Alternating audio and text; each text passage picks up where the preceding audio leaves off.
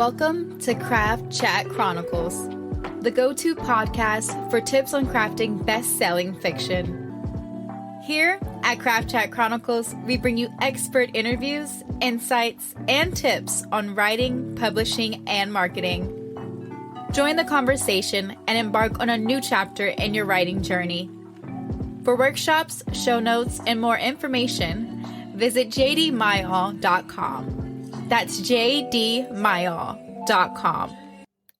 In Season 4, Episode 3 of Craft Chat Chronicles, award-winning British author Josh Silver talks queer representation, book bans, and, of course, writing craft.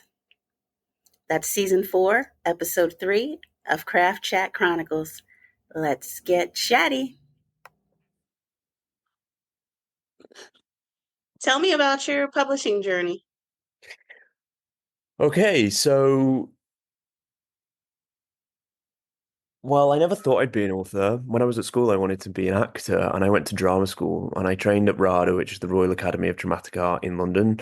When I was at school, I really loved performing. There was a part of it that I enjoyed, sort of the kind of people that would gravitate towards acting. I liked. It was a very open-minded group of people that I felt comfortable with. But I don't think when you're at school, it's the same thing as the acting profession. And when I went into the acting profession after training, I felt I didn't feel myself, and I sort of struggled within it. I think I struggled a lot with, I don't know, the standard sort of external validation stuff. I wasn't particularly good at listening or having an opinion of myself. I would listen to everyone else's and believe that to be true. And if you're an actor, that can be quite discombobulating because you get a lot of opinions. And I think I found it, I know I found it exhausting, and I wasn't very good at dealing with it. So I quit, and I struggled with my mental health throughout my teen years. Yeah, I don't have to go into that too much, but it does tie in with the book. I'm gay, and when I was at school was 20 years ago, and it was a different story back then, in terms of, visibility and what that meant to be gay at school. I mean, there wasn't really a version of it that I could follow. So I struggled, and it also came to a head about sort of 7 years after I graduated as an actor, and I developed some really unhealthy coping strategies, and I ended up getting sober. And when I got sober, I decided I had a whole perspective shift, and I realized I don't want to do this anymore. And I retrained as a mental health nurse. And while I was training, it was during COVID, and I loved it. I absolutely loved what I was doing, and I loved being on the wards. It really suited my brain. As you can probably tell, I have a busy brain. I talk quite quickly, and but it was great for me. It fed a sort of side of me that likes to be kept active, and I did kind of miss being creative, and I was seeing stuff, and the mental health system in the UK has a lot of faults, and it, I'm not sure if to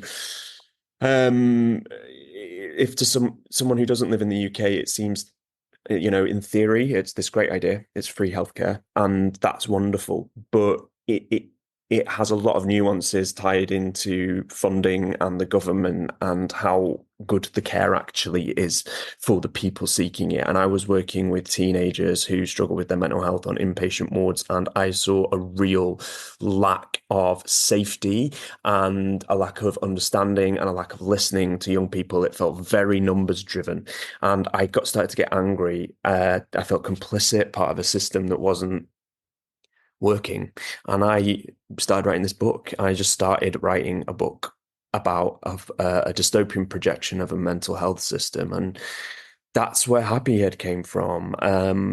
I had no understanding of how publishing works. I was writing it more to process my anger than for anything else, and to feel creative. I missed that side of my life. And then I finished it, and I showed it to my twin brother. I have a twin brother, and he was like, "You should see if you can get this somewhere." And I submitted it to agent. Identical? He is identical. We're actually... Yay, I have identical twin sons. How cool. Do you? No way. I do. Well, we're actually called mirror twins, and that So I'm left-handed, he's right-handed. We also are very different personalities. I'd say I'm possibly more outgoing, and he's slightly more reserved. I'm gay, he's straight. There's quite a lot of like opposites going on. Um, and he's he's my best mate, and he read it and said, try and do something with this. So I submitted it to agents. I had no idea how to do that. I just Googled, how do you submit a book to agents? I got an agent, and then we worked on it together for a bit, and then it went out to publishers, and then it How did got the call with your agent go? the call with my agent was it was I remember it actually because I was working on a board on the Friday, and I think I'd sent it to 45 agents, and I just heard nothing or no. And then on the Friday, I remember I got this email saying, "Don't give this to anyone else. I need to speak to you on Monday. I'm going to finish it over the weekend. Send me the whole thing." So I sent the whole thing on Monday. She rang me and was like, "I need to work on this with you." And her passion and her enthusiasm just was, I don't know, I was just so grateful that yeah, and she got it, she got the vision of it, and we worked together, and then yeah, and then she obviously submitted it to publishers. I think it was about 6 months later, and we got a deal. I met with a few Who's your publishers. agent? Well, I actually have a different one now because I've just started Oh, writing adult fiction, and she specifically represented children and young okay. adults authors. So just 6 months ago, shifted over to someone new, but her name was Becky Bagnall, Mhm.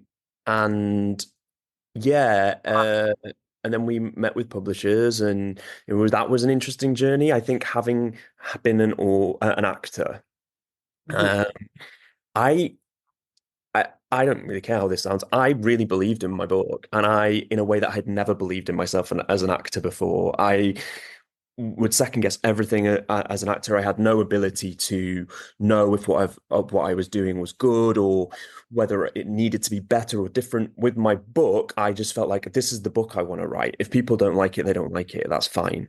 And it gave me a lot of ability to move through the sort of meeting the different publishers who wanted it, because some of them wanted me to change lots of it, and I honestly didn't want to do that. And then I met this amazing publisher, Rock the Boat, who are the imprint of One World out here in the UK, and they said, we love it as it is. And then Kelsey, at Delacourt in Penguin, got hold of it pretty quickly and said the same thing, and that's how I got with Penguin in America. Yeah, and then the film and TV rights sold in to Taron Egerton, who's an actor, and that sort of happened all really quickly over a summer. And I was nursing on the wards up here in Manchester, and this was just sort of happening. And yeah, I'm incredibly grateful, and it feels very cool. But I also, like I keep saying, having been an actor, understand that these things uh they come and go. So as in, I don't bait. My book is about a boy who struggles with external validation. So that going through this journey has been interesting, as there are lots of things in the publishing world that can validate you and make you feel great about yourself, like a flashy announcement or a really cool interview like this with you, or a bestseller symbol or whatever. All these things can feed your sense of self and your ego, which is something that I've been working against since I got sober, in terms of trying my best to do that for myself, without these external things. And it's the journey the lead character goes on in the book. So while I'm incredibly grateful for all this stuff that happens, I try not to put I tried to see the positives in the light of it reaching the audience it needs to reach. I wish I had a book like that when I was that age, and I'm very grateful that it's going into the hands of young people who might have struggled like I did, or not even, but for people who aren't part of the LGBTQ plus community, who don't struggle with their mental health, who need to learn what it's like for those people so they can develop empathy and understanding for others. I feel like I've talked at a million miles an hour. No, you're fine. Okay. So where are you now with the auction process and all that stuff? Or have they picked writers? Or are they I've read still? it, so yeah. And then Yay, exciting. Yeah, that was in December. So, yeah, things. I mean, I don't know what I'm allowed to say really, but I do know that it's still going ahead. They've re-optioned and things are moving, and I got to see a script, and that was really cool. You think you might be able to get a walk-on role? You do have I acting was. experience. Did you watch Erin Brockovich? Yes, I did. She's the actual Erin Brockovich serves Julia Roberts a cup of tea in the last scene. She's the waitress. I was thinking, I mean, it would be cool to do something like that. But they probably wouldn't want me to. I'd get in front of the camera and they'd be like, "Who's this guy? He can't act. Get him off." You ever Um, see The Outsiders? no, who's in that? It's an old movie. It had like Ralph Macchio when he was really young and Patrick Swayze Oh yeah, when he yeah. was, Okay. but the author who wrote that book is in it. She makes a cameo as a nurse. Does she? That's so So it cool. happens. It happens. Well, there are lots of nurses in. Well, they're the people who work at the Happy Head facility who are perpetually joyful. I would be fun to be one of them, like in a background shot. But I don't know. I don't know. I'm just let them. What so far has been the biggest surprise or challenge in this journey? I think the biggest surprise for me is how strange the publishing industry is.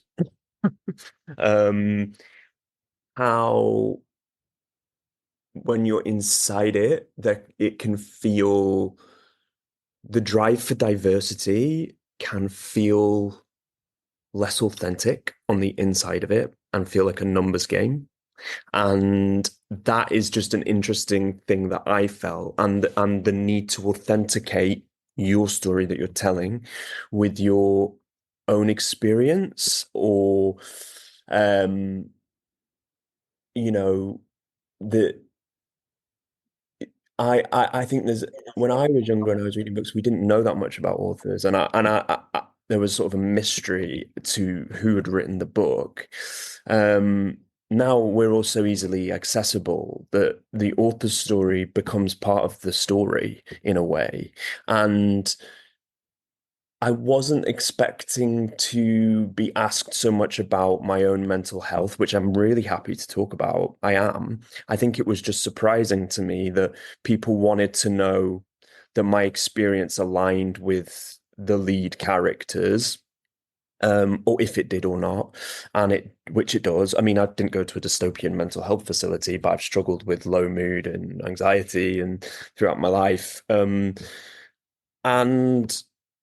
I- And I think I've been surprised going in because I go and do school visits, which I love. So that's the bit that I love going and meeting the people that are, that because you get a lot of adults' opinions about young adult books in the publishing world, and then to actually go and meet young people who read it and relate to it, it's a real pleasure. But I still find it very nervous talking about like my sexuality in front of an assembly hall full of year 10s, which are 15-year-olds. Like today, I was in a school talking to year 10s about it, and it's still incredibly nerve-wracking to do. And there is still this strange tension that comes into the room as soon as LGBTQ plus is mentioned.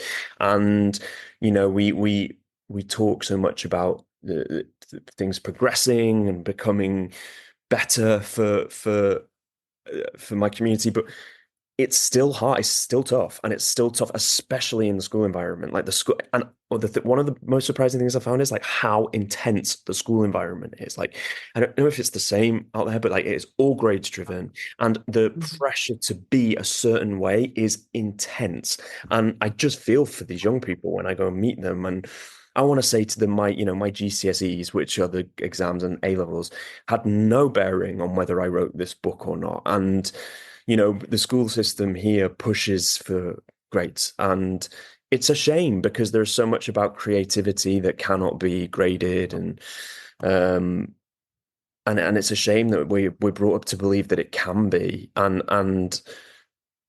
I think it limits young people's expression and creative expression, and we don't live in a society that celebrates not knowing whether something's going to do well or not, or celebrates putting yourself out there in a creative form. We just celebrate grades.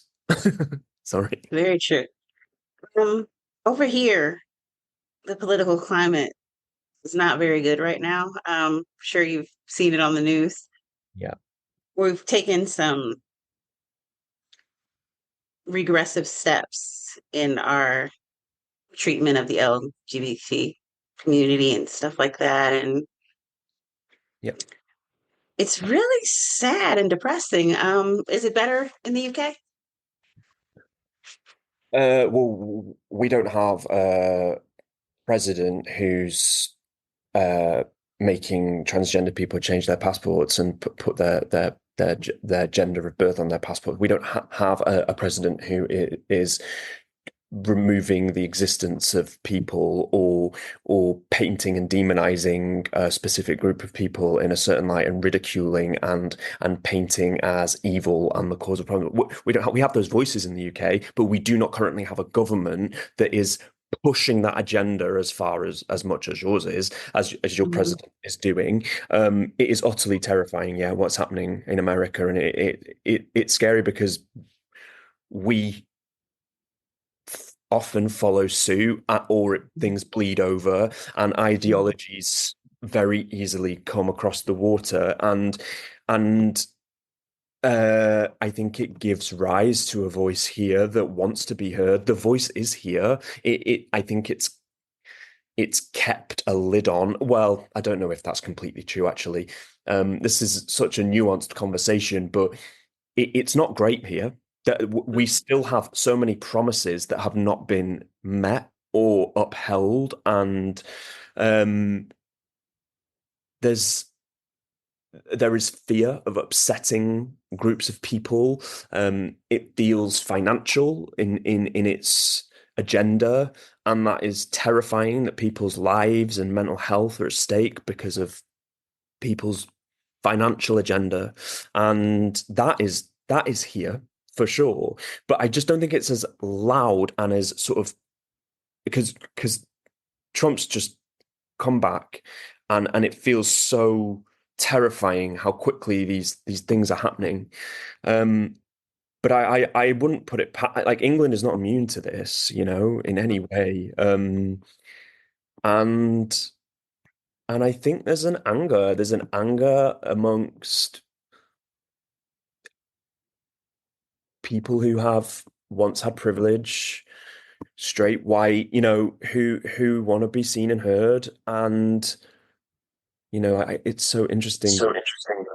There's this Andrew Tate thing that happens in schools where the young people hear him.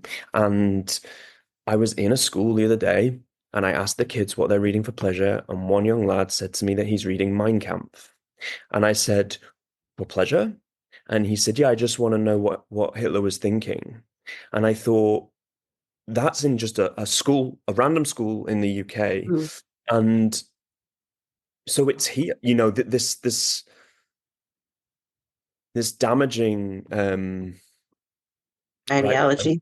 is here. And we think, well, I have assumed the generation below me are open-minded, accepting, and they are to a very certain extent, but there's also a part of it that is angry and frustrated, and it's perpetuated by people in my generation and above who are also angry and frustrated. And those voices, especially on the corners of the internet, can be very loud, and they have a lot of following, and it's terrifying.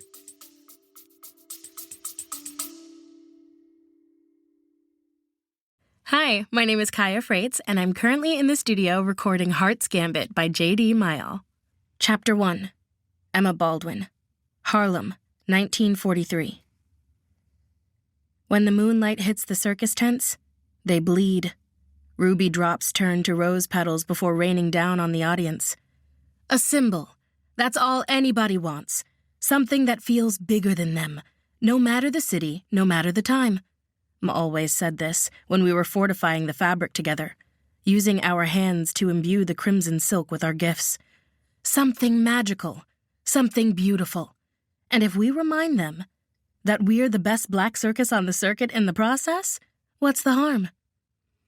Oohs and ahs ripple as the crowd begins to file into the big top.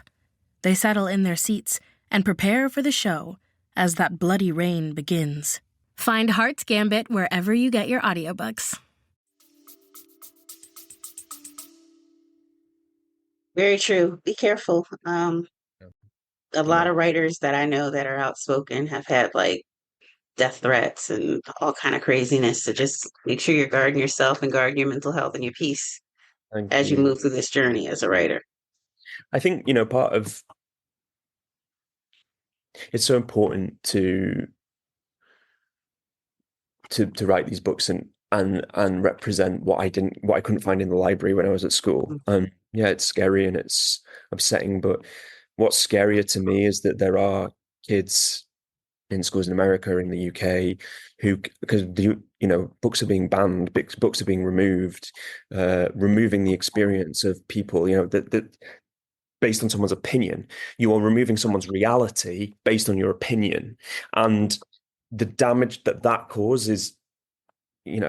People will kill themselves because they cannot find the people they need and the support systems they need, or see themselves in their culture and in their school because it's being taken away from them. And yeah, I guess it's worrying that people might send death threats, but I'm very concerned about the ability for young LGBTQ plus people to survive in a world like that, Very true. I work in a library too, and we haven't taken anything off shelves, Hold on. but we often have to play this dance where you have to move things. So, like if it's a YA book and we get complaints, and it will go up, but depending on what they say, we might have to move it to the adults, but we've never taken anything down.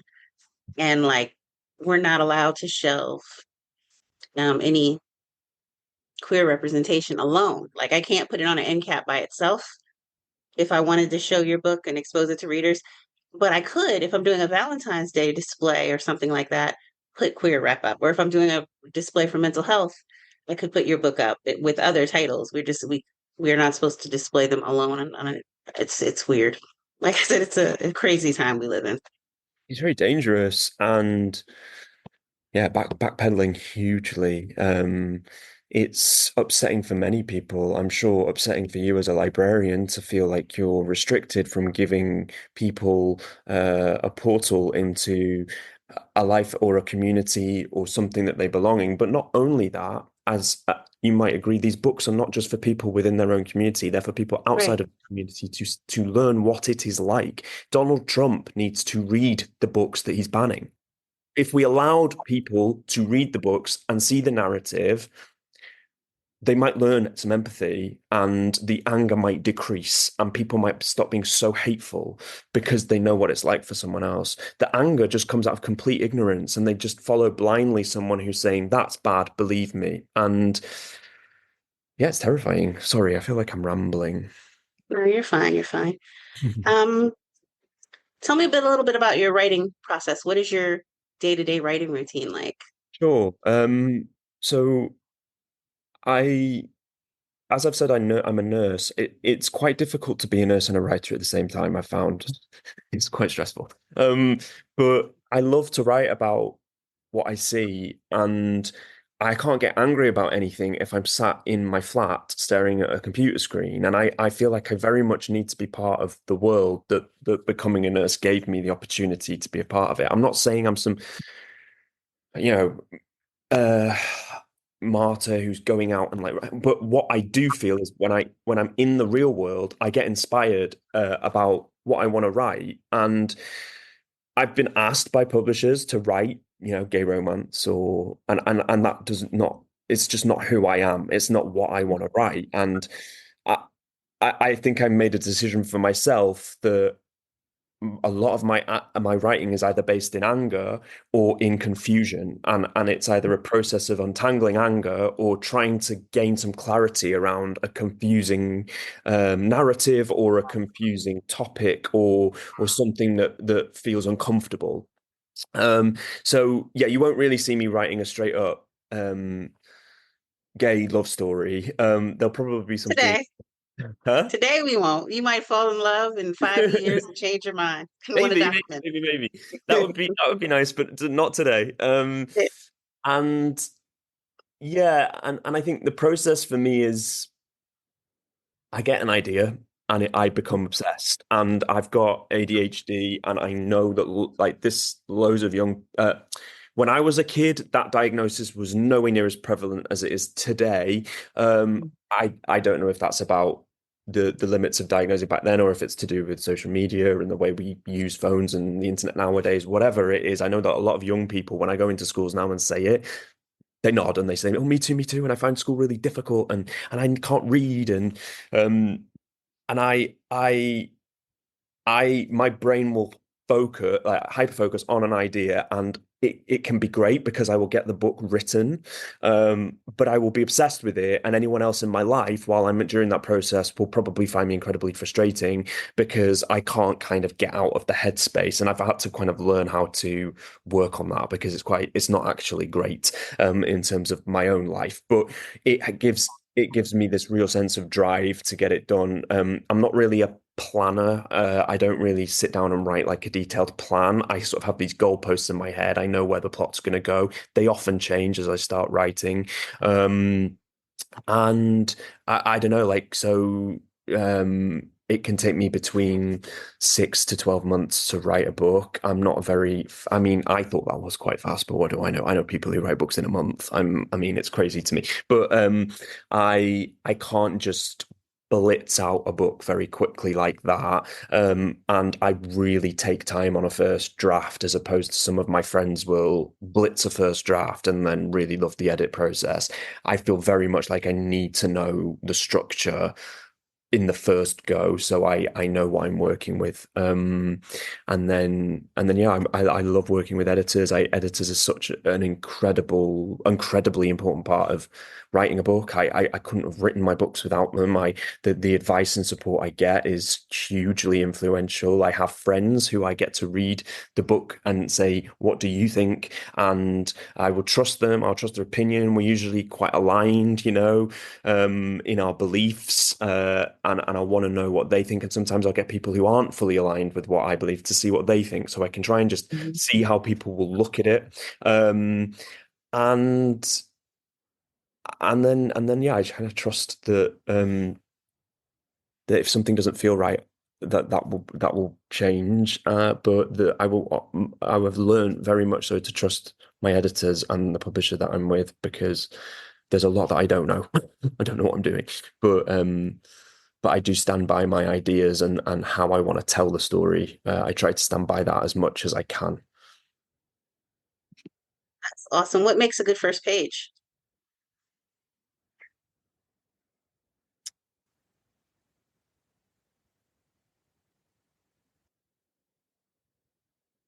I love starting in the middle of action, and it's so funny that you asked me that, because I did a writing workshop today with a load of teenagers, and the teacher said, "What makes a good opener?" And I said, when I first wrote Happy Head, my publisher cut the first two chapters because I spent all this time describing and explaining, and I've learnt the art of withholding information and trusting that the reader is cleverer than you're allowing them to be, and that they will catch up. And actually, their desire to catch up will propel them through the story. So a good page is something that gives you enough intrigue to want to know what the hell is going on, enough character to think that whoever this person is interesting enough for you to keep going. And also, I think there's got to be a bit of fun in there. There's got to be something that it doesn't make you feel too heavy. Like, reading can be difficult. And I agree with those young people. It can be a slog. Often I'll read a page, have to reread the page, have to reread the page. It's not going in. If a book has a bit of fun, and I love having fun with my characters as well. Hopefully the reader gets on board with that and goes, "This is going to be a fun ride, and unexpected." I don't know if that answers your question. It did. That was a great answer. What makes a good character?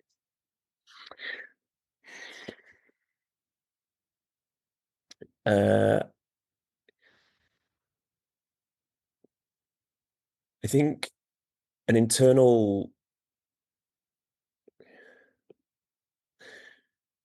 we all relate to emotions. So I could write a 35-year-old white gay man, but I could have someone who is, a 50-year-old non-white straight woman read my character, and I want them to meet this character somewhere. And I believe the meeting comes from an emotional relation that you get. So it has to go deeper than how we present. It's really fun writing masks. In fact, I think it's important that you know the mask your character wears, especially in front of different people, because we all do it. I'm wearing one now with you. I'm trying my best to appear confident. I'm trying my best to appear like I know what I'm talking about. Inside, I'm screaming, "Ah, you don't know what you're doing." But that underneath that inner stuff is what we relate to, and it's how I believe I've read books and felt so much alignment with characters that are so different from me, because their inner world is emotional, and we are taught to believe as people, and I think men are taught to not be emotional people. And when we find that emotion and you see it, especially in book form, which is such a private way of digesting narratives, the experience of that character becomes very personal. And I know you will have, I'm assuming you will have had the experience where you finish a book and you feel like crying because you're going to miss that character. It's because we've imbued it with our own emotional experience. And it's actually, I can only speak from what I know, but it's because I'm like, I know you, and that makes me feel like I've found home a little bit in this character. Yeah, they've got to have problems and they've got to be complicated and three-dimensional and all that's just like human. But for me, they've got to have a rich emotional world, because everyone experiences them. Well, most people experience them, and I just believe that's how you get people to understand your character. Does that make sense? It makes perfect sense. And what makes a good villain? The same. They need to have a rich emotional inner life, and you need to almost believe, you do need to believe why they're doing it by the end of the book. I think you need to know, and and what is brilliant, if you can write a villain where the reader can almost align or see where they're coming from and go, no, because this has happened to them, that this is why they're doing it. There needs to be reason in their life, in their history, in their character makeup for why they are doing what they're doing. Manning is the character in Happy Head, who is I guess she's the villain, we can call her that. She's kind of crazy, and she's trying to get these kids to pair off to learn how to kill unhappy kids. That's the end of the second book. But she's warped herself because she lost her son, and she is desperate to fix the problem. So in her eyes, she needs to think what she's doing is good. And I think that helps us with a villain. Otherwise, it just becomes stock two-dimensional, twisting the mustache, and it's not interesting. I think. Love that. How do you avoid the soggy middle and keep your stories compelling all the way through? Eesh.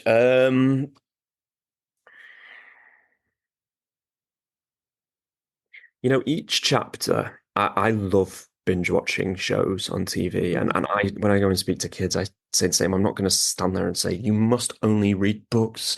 We're losing the art of storytelling. We're not. Like, I am inspired by binge watching TV shows. Each chapter is an episode of a TV show.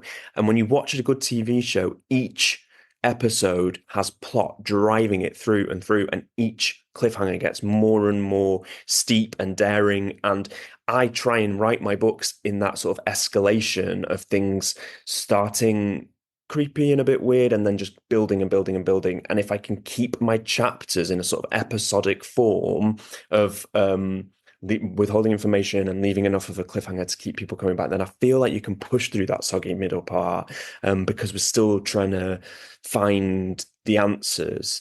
And I think a load of chaos kind of the chaos that needs untangling needs to happen in that bit. And it needs to be interesting. YA, fast paced, is something that publishers want, and I understand it. It needs to have plot. It needs to have a lot of plot heavy. I can't sit down and write 3 pages of the description of a tree. That is not going to fly in a YA novel.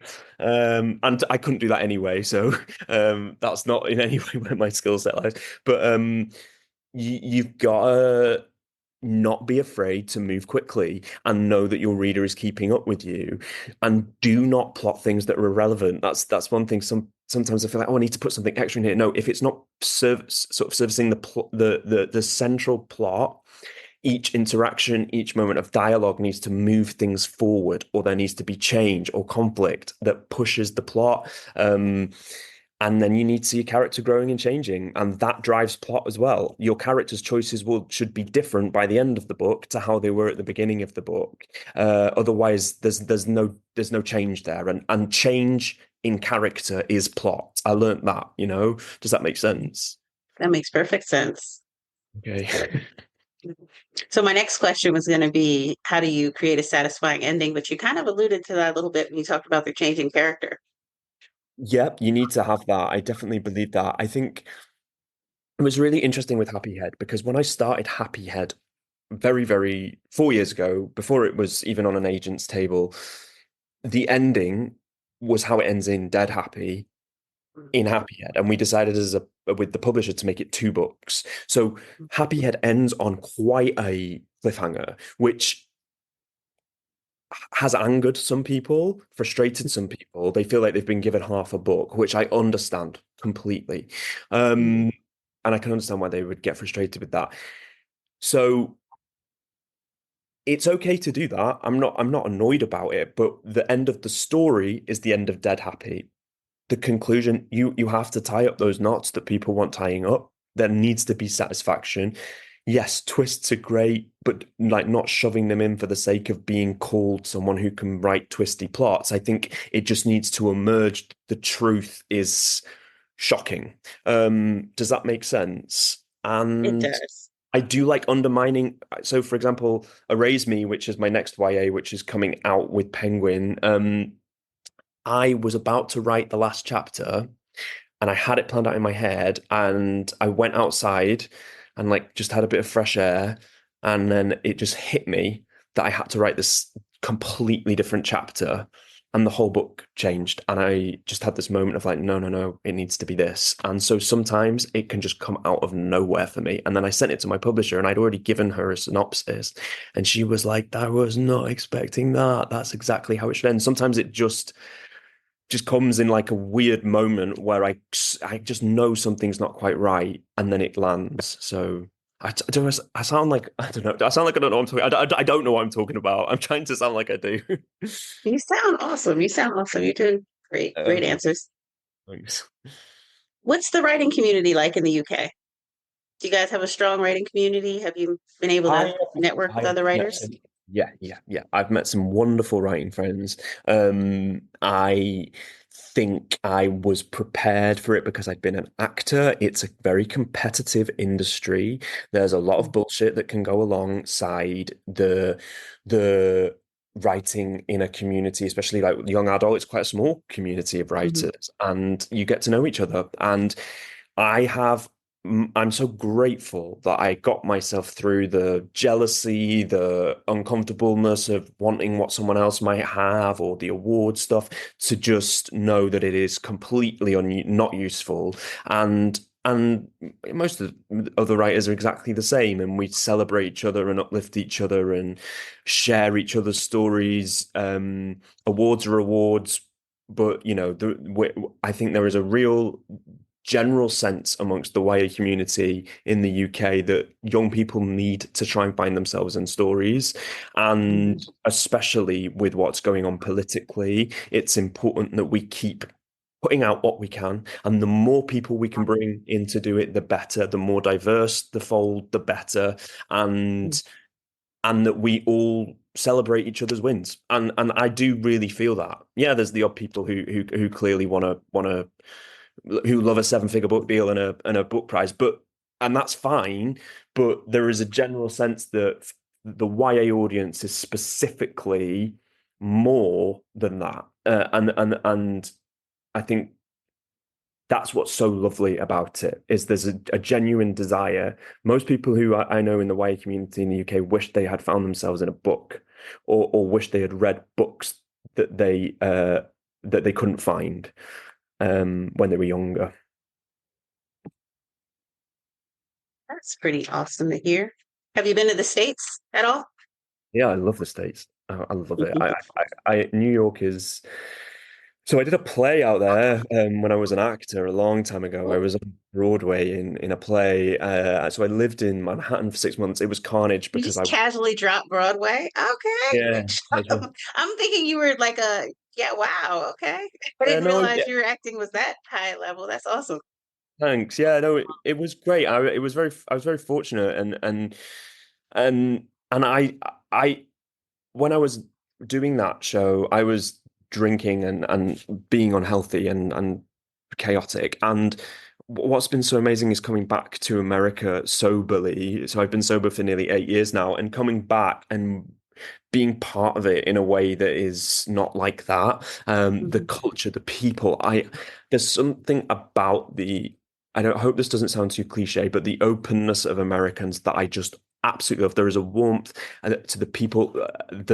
Yes, politically difficult place to be, and I have lots of friends like, oh, you'll never see me go there. The people I meet when I go who want to fight for their country to be better and stronger and how it should be, they're not afraid to say it. English people are scared to say things. We're scared to say things, and we like to stay in line. And we have this whole history of being under a monarchy and feeling like we have to almost be told how we should behave. I feel like Americans are okay with saying things that need to be said in a way that we as English people can certainly learn from. I also just find Brooklyn the most magical place. If ever I get to, I'm going to buy a place there and live there. I love it, and I have a lot of friends from recovery out there that I've just met through, and so my experience of America now is an incredibly positive one. I'm also like interested in American politics and some of my some amazing politicians like like Alexandria Ocasio-Cortez, who I just Oh, I love her. yeah, hearing her speak and the way her resilience in a system that is trying to crush her and the voices of people that the hope she gives to people, like there's something about that is very American and that I love, and I feel like it galvanizes me. American people galvanize me, and the place itself has a wonderful energy. Yeah, I hope that's okay. That's a great answer. And you have a connection here now that we have Harry. No, you have who? Temporarily. You might be coming back. No, I'm kidding. Oh, Harry. Yeah. I'm kidding about the temporarily thing. Did you see the thing on TMZ where they were talking about his visa? No, are they going to cut his They were visa? they were saying something about his visa or his passport, and he lied on it. They said Oh, okay. because in Spare he admits to past drug use, but on the paperwork he said no. So then Oh, they were having this whole debate over why is it an issue? Is it just an issue because Trump doesn't like his wife? Because they're like, we're not, checking everybody. And, yeah. hopefully it doesn't become a problem for him. But Oh, because that's I like so. Harry. I like all Diana's kids. It's weird how you were talking about you have the connection to America. I think a lot of Americans have a connection to the UK too. I Do? don't know if it's because of the history or what, but like I remember being really little watching Princess Diana's Yeah. funeral on TV and just being heartbroken for her sons and stuff like that. And so they still have a warm place, you know what I mean, because of that. Yeah, Um, of course. There's a so one. That sense of family, and I mean, I remember that too. I remember I mhm, was my parents' reactions, and it was a huge cultural moment from a woman who was trying her best, and I think mhm. women saw a mum who was struggling, and it was shocking. But she represented a real person in the face of what can feel very alienating and not very real. So yeah, I mean, I get that. I get that you warmed to that. Yeah. Did you read his book? Did you read Spare? I haven't read it. I Oh, you weirdly should have read have. it. It's great gossip. Is it? Okay. You might not feel that way because, like I said, being in the UK, you're more emotionally connected to it than me on the outside. But for me, it was great gossip. It was like, Okay. Yeah, it was nice to see behind a curtain that we're not supposed to peek behind. I So get I that. took it as that. I took it as gossip. You feel quite oversaturated with it here, I think, and Yeah. you know, um, but yes, maybe one day. So, what's the best piece of writing advice you've ever heard?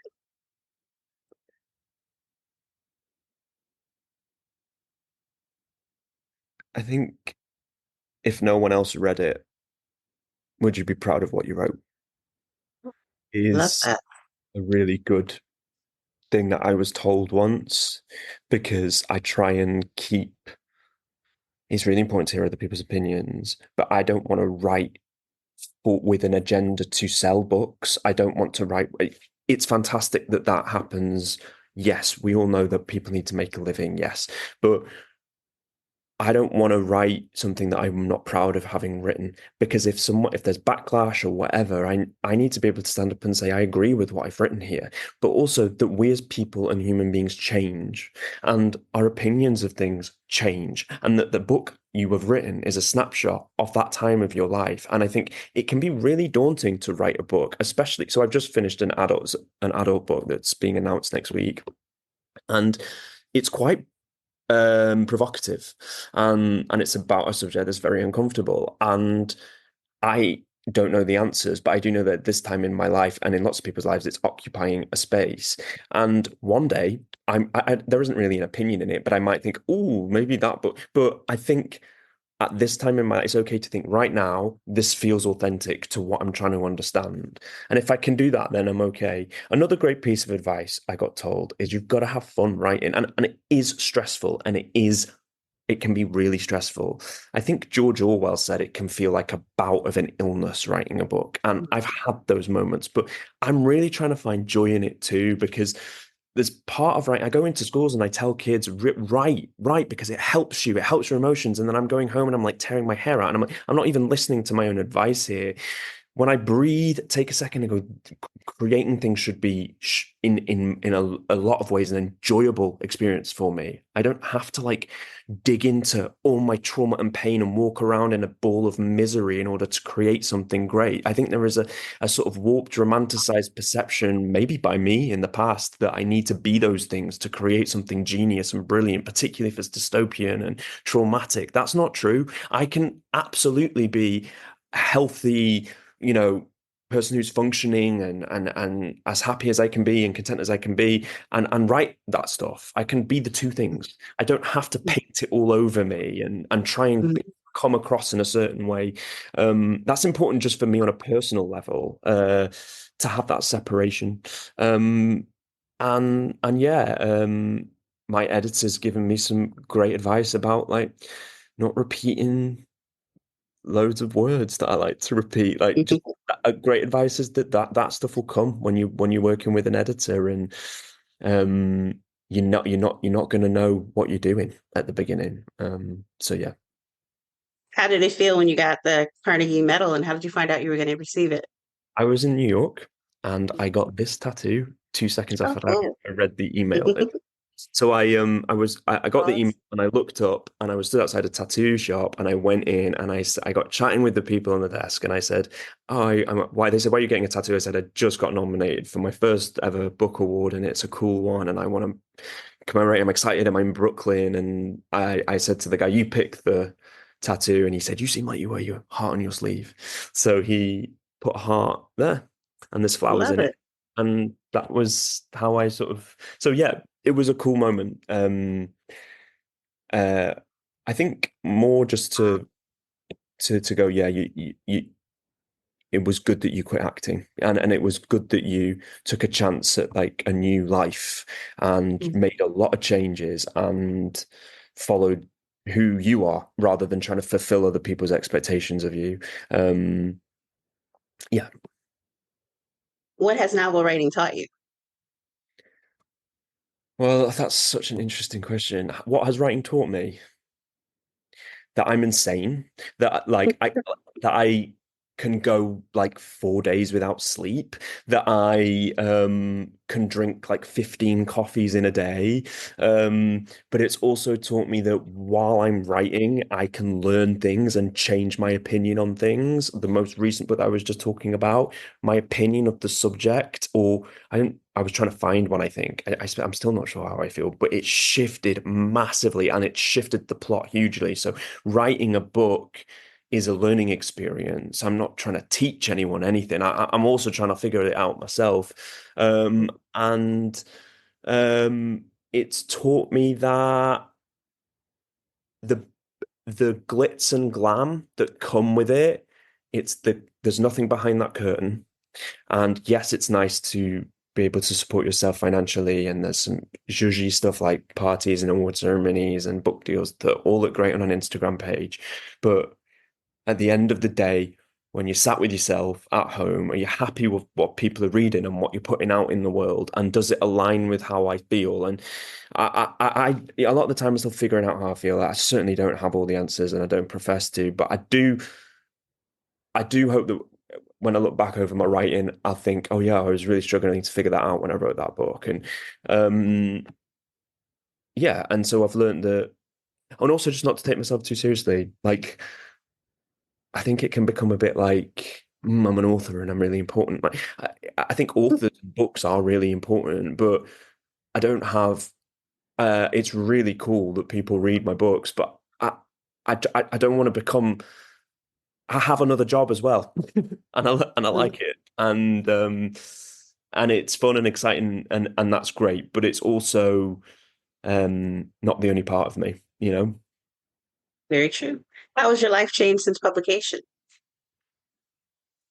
Um, in so many ways. But I'd say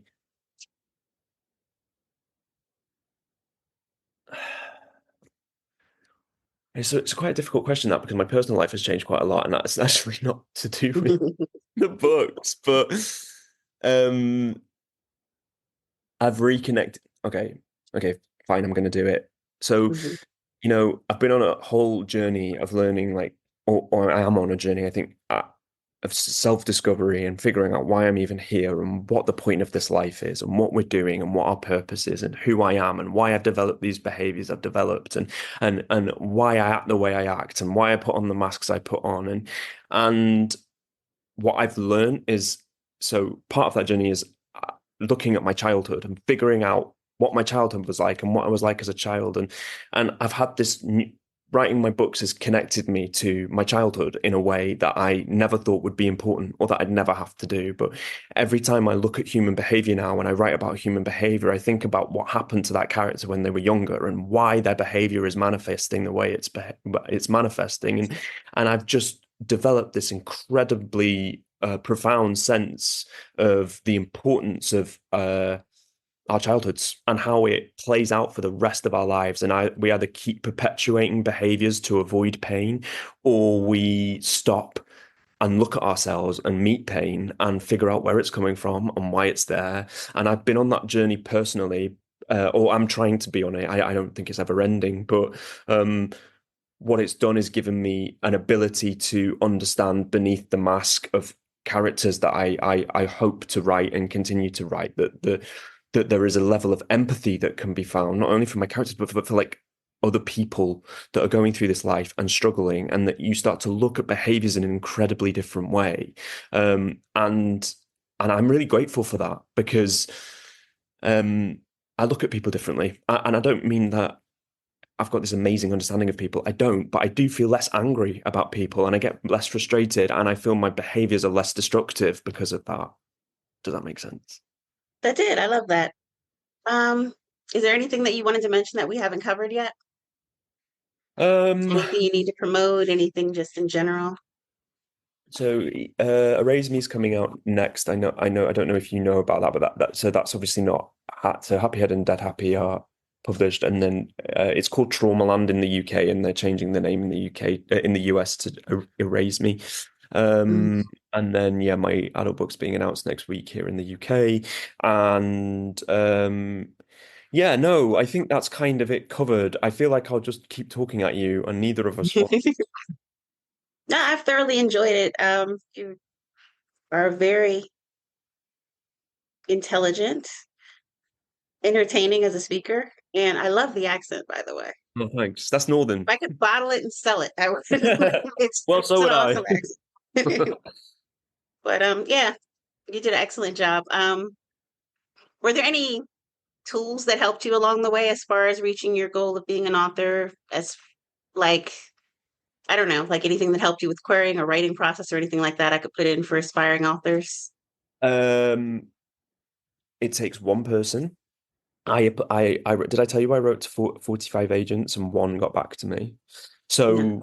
So when I was an actor, I would have taken that as a sign of absolute rejection, that my book is terrible and that no one will want to read it. I managed to learn through being an actor that that is just bullshit and that art is subjective. And if you have a point of view, the advice I would give to an aspiring author is nobody on this planet has your point of view. So if you want to write something interesting, stop trying to copy or replicate. Write your point of view of a subject, have an opinion, and write it in a book.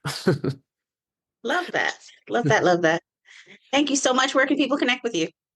At Smudge Cotton on Instagram. When I was Okey-doke. 14, I used to go to my friend's house and I would put on his mum's clothes and I'd dress up and I'd call myself Smudge Cotton, and she was a brassy northern lady, and I would have a cigarette and I had a whole character, and that's where Smudge Cotton comes from. Well, I love that. It was great meeting you, Smudge Cotton. Much success to you. I've not been called that in a long time. It's really nice to meet you. Good to meet you too. Much success. And again, I had a great time. Thank you so much. I appreciate you for your time. Take care. That wraps up today's Craft Chat Chronicles with JD Mayo. Thanks for joining us. If you liked the episode, please comment, subscribe, and share. For show notes, writing workshops, and tips, head to jdmayo.com. That's jdmayo.com. While you're there, join JD's mailing list for updates, giveaways, and more. Are you struggling to keep your writing organized? Trust me, I've been there. I want to introduce you to Scrivener, the ultimate program for all writers. You can outline, draft, and even edit all in one place. Whether it's your next novel, screenplay, or even thesis, Scrivener helps you stay focused and finish strong. Scrivener adapts to your workflow. From your first draft to the final edit, it's a writer's secret weapon. Click on the link below and get started on your Scrivener writing journey today.